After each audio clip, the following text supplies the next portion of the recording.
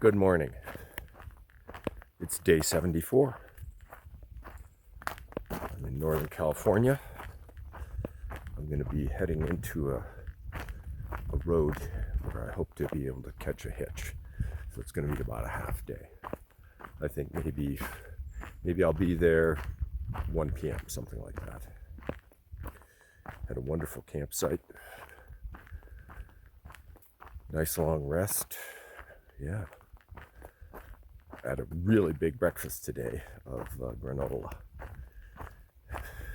with milk powder in it, and I made it like a hot cereal, so I had like 4 bowls of it. But I had the milk powder from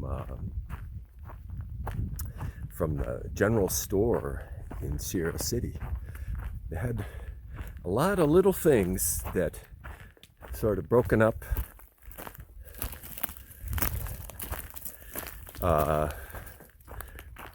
were just right for a hiker, including single packets of milk powder,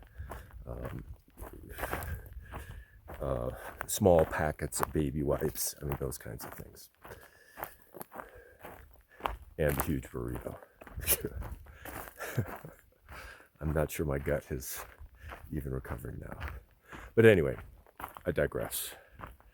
It's a beautiful day. Beautiful day here in Northern California. Sky is a California blue.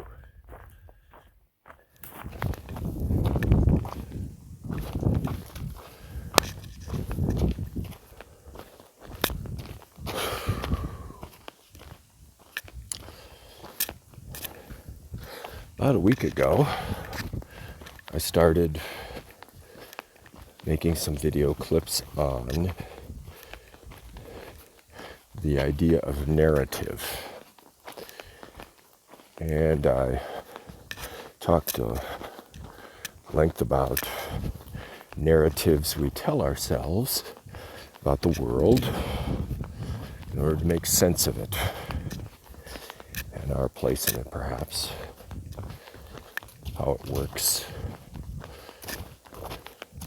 And then I made a couple days after that, on the narratives we tell about those who are close to us, whom we trust, family, friends, romantic partners,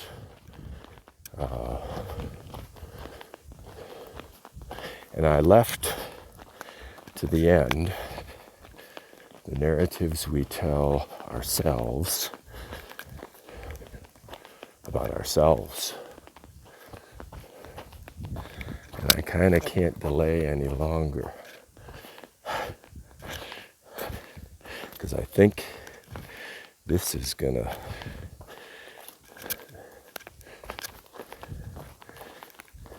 be harder.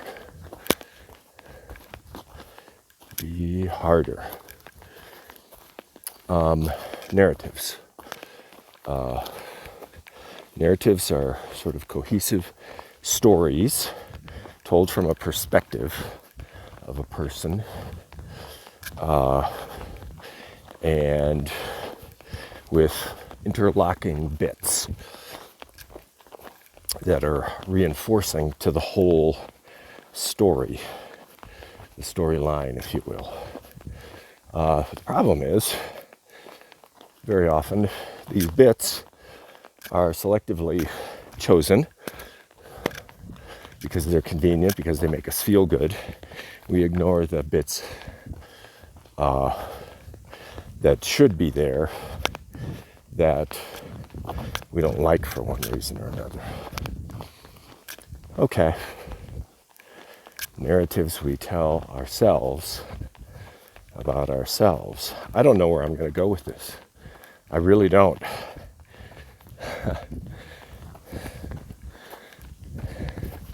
Maybe you should buckle your seatbelt.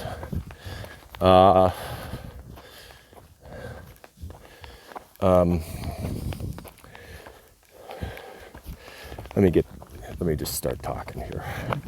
I remember years and years ago, I saw this statistic that I think it was 98% of all university lecturers thought they were above average lecturers.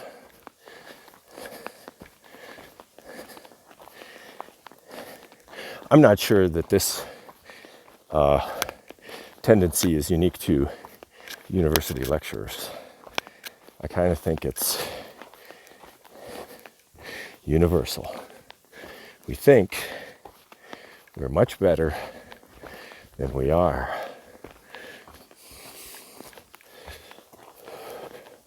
I mean, especially, and I don't mean just like in a particular attribute, which could be like dissected. I mean, as part of the narrative, I'm a good person kind of thing. I remember a number of years ago when I was on active duty, I was came time to rate some officers who worked for me. They were all 04s, majors, or a lieutenant commander, same pay grade. And I had 3. I rated the soldier number 1. Yeah, that was you, Chris. I rated the Marine number 2, and I rated the sailor number 3. And when it came time to debrief their evaluations, I was explaining my logic to the Marine.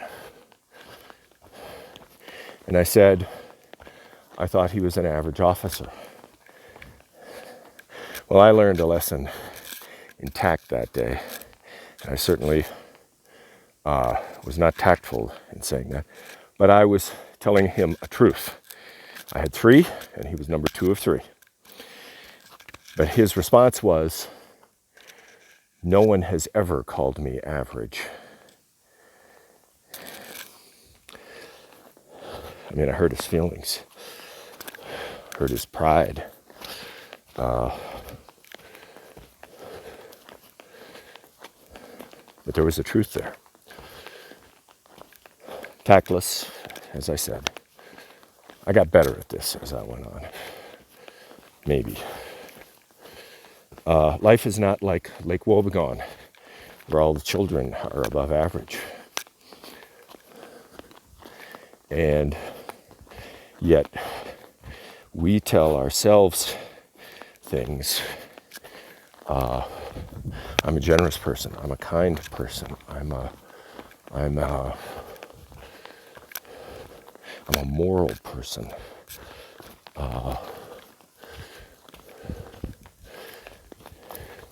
And we always want to compare that to other people and never to any sort of absolute standard. I'm not sure even on a relative grading on a curve. Well, I know we're not very good, especially if there's any sort of moral element.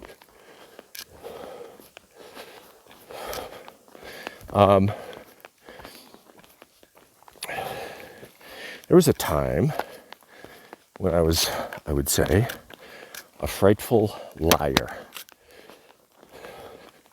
I lied about things great and small.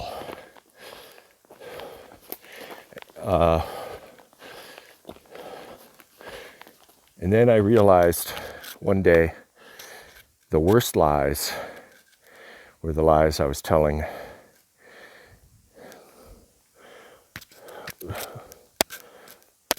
my family, my close friends. The worst lies, however, were the lies I was telling myself about myself.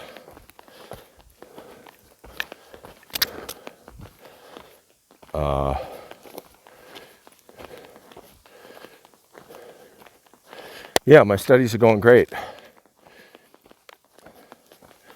when they weren't. I'm doing really well when I wasn't. I'm happy when I wasn't.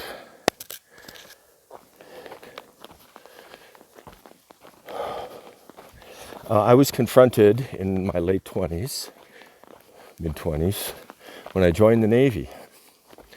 And for the first time in my life, explicitly, I'd never been exposed to this before, an honor code: we will not lie, cheat, or steal, nor tolerate those among us who do. And I've said many times on these videos, this was in many ways a life-changing event for me, to be confronted with this. How do I want to live? Do I want to lie? Do I want to be a liar? Do I want to be someone who lies to himself even? And I was recounting this to a trail angel several days back. And I said, the lying got to be really hard. I mean, you have to keep track of all the lies. Who did I tell this to? Who are they going to tell it to? You're keeping track, and there's emotional turmoil in all of this.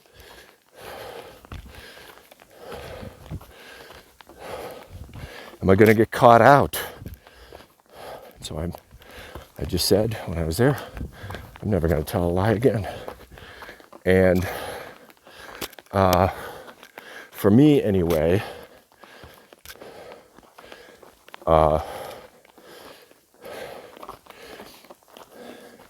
this created a sense of inner peace and integrity that I found surprising. Because if you think about it, let's say you're in a situation, oh, why are you late for work? I mean, something trivial, Why are you late for work? Oh, traffic was murder. Or I got up late. Sorry.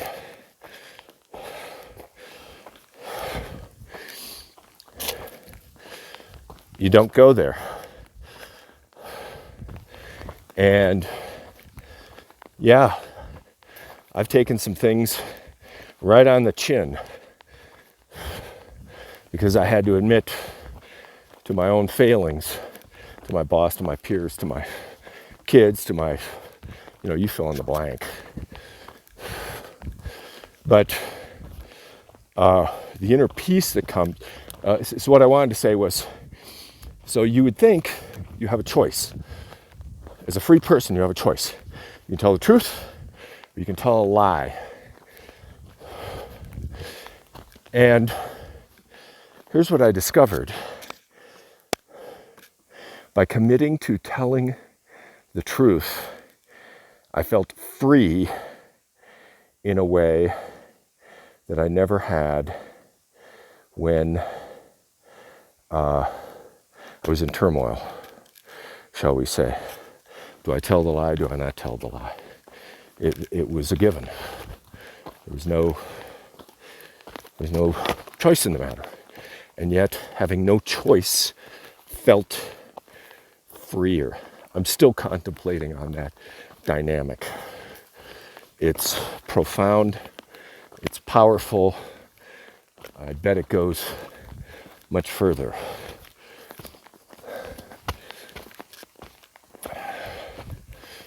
Okay. I'm on an uphill here. I'm going to be out of breath. I've got 12 minutes in. Hang on.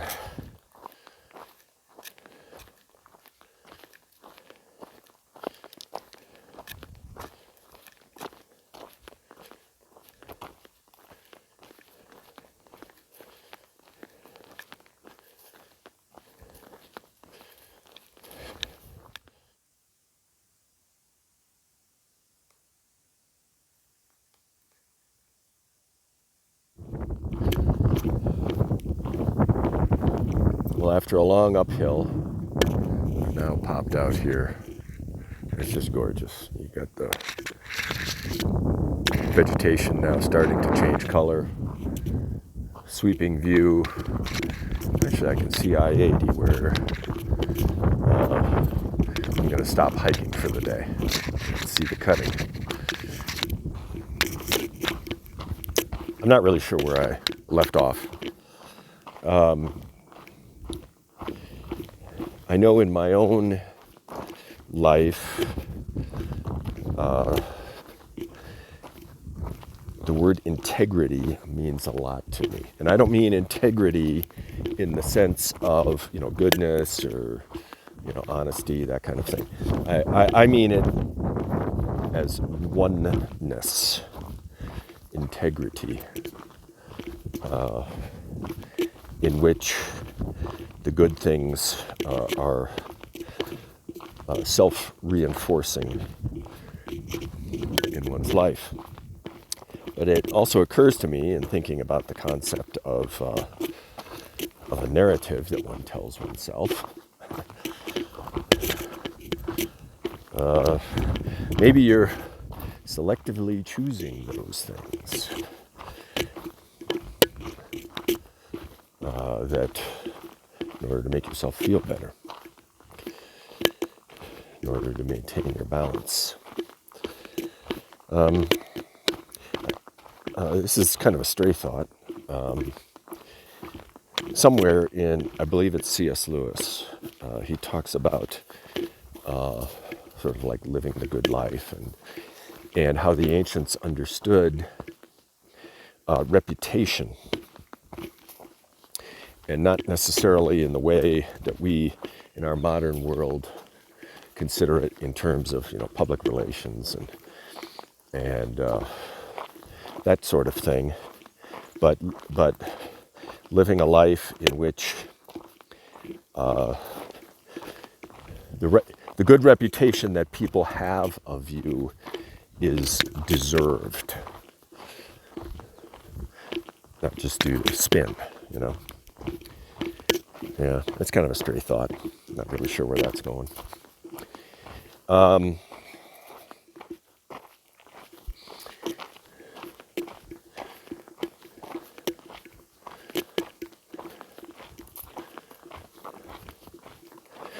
I remember 4 years ago, I was on the Appalachian Trail. I was hiking with some younger folks, almost always younger folks. And one of them said, "You're such a badass, Farrell." And she meant this in a, nothing but a positive light. And I took it as such. But it occurs to me, in the view that I have of myself,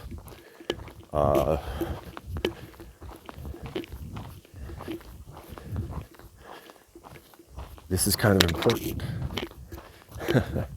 that I am someone who comes out here on the Pacific Crest Trail, doing it for the second time in my 60s. I've done the Triple Crown in my 60s.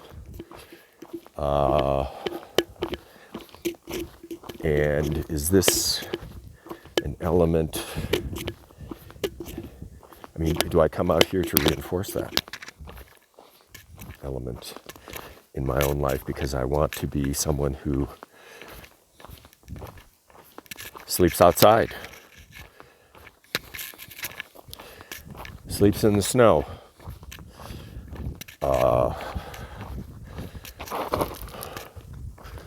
nearly slips on the trail,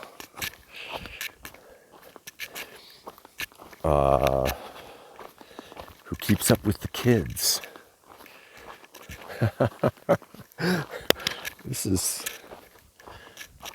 There is an ego stroke there. I mean, I will admit it. But all of the time commitment to hiking like this has an opportunity cost. I could be doing other things. I could be doing other things that maybe help people more.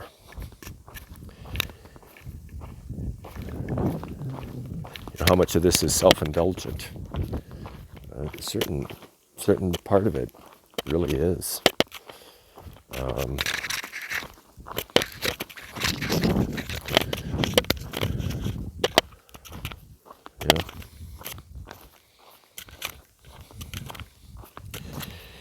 Okay. I don't think I have anything to say at the moment, so let me put this down.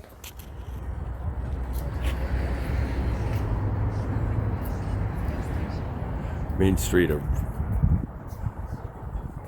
Truckee, California. Lady that gave me a ride into town to pick up the train to Reno said when COVID hit,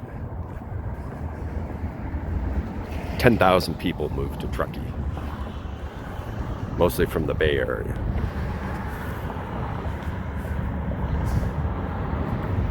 Got to be very disruptive. She was pretty magnanimous about it all, but I can see that could be disruptive. The economy, the culture, everything. Cute little town though.